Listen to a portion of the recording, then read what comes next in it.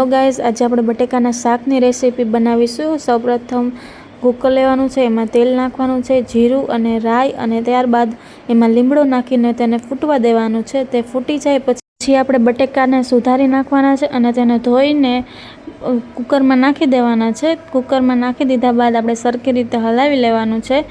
પછી નાખવાનો છે હળદર, ધાણા જીરું, મીઠું અને લસણવાળી ચટણી, જે આપણે સૌપ્રથમ પહેલાં કરીને રાખવાની છે અને પછી નાખી દેવાની છે એમાં।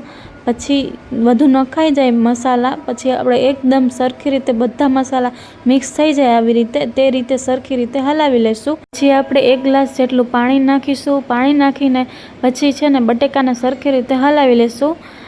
પછી આપણે કુકરને બંધ કરી દઈશું અને 3 થી 4 સીટી વાગે ત્યાં સુધી રાહ જોઈશું। પછી જોઈ લો, આપણું શાક રેડી છે એકદમ, કેટલું સરસ લાગે છે।